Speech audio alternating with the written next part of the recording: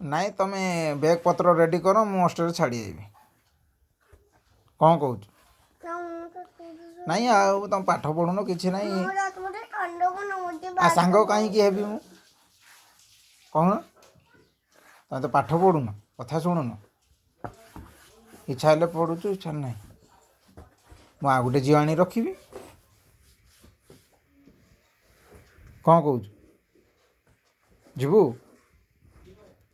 ହାଁ ହଷ୍ଟେଲ ଯିବୁ?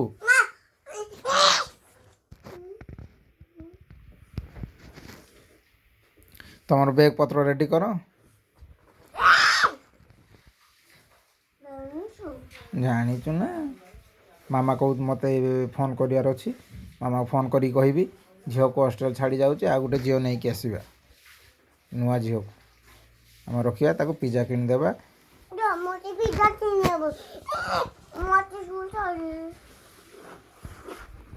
ନାଇଁ ତମେ ପଢ଼ିବ ତ? ପଢ଼ିବ ତ? ପଢ଼ିବନି? ଚାଲେ ନହେଲେ ଘରୁ ବାହାରେ, ଘରୁ ବାହାରେ। ଜାଣିଛୁ କ'ଣ? ମୁଁ ତମର ଡ୍ରେସ୍ ବି ସଫା କରିଦେବିନି ହେଲା। ମୁଁ ଯାଉଛି, ଆଉ ଗୋଟେ ଝିଅ ନେଇକି ଆଉଛି।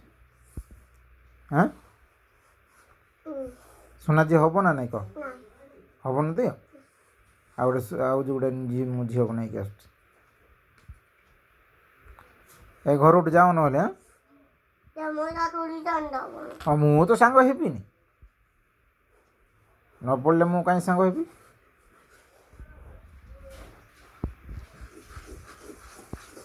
ନେ କେମିତି ଘର ହଉଛୁ ଏଠି। ଏଇ ଏ ଘରଠୁ ବାହାର। କାହାକୁ ପଳା କହୁଛୁ?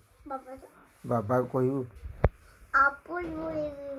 ହଁ ଆଗରୁ ଯେଉଁ ଆଣିକି ଆସିବି, ମୁଁ ତାକୁ ଆପୁଲ୍ ଆଣିଦେବି, ନୂଆ ଡ୍ରେସ୍ କିଣିଦେବି, ଏବେ ବଡ଼ ଚକୋଲେଟ୍ କିଣିଦେବି, ବଡ଼ ଆଇସ୍କ୍ରିମ୍ କିଣିଦେବି।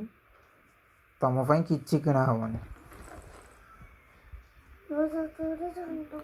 ହଁ ସାଙ୍ଗ ହେବିନି ମୁଁ।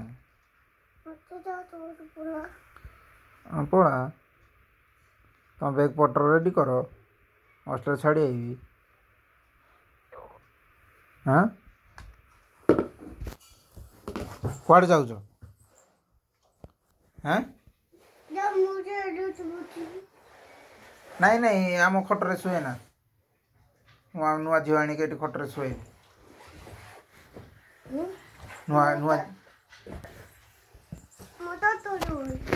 ଯା।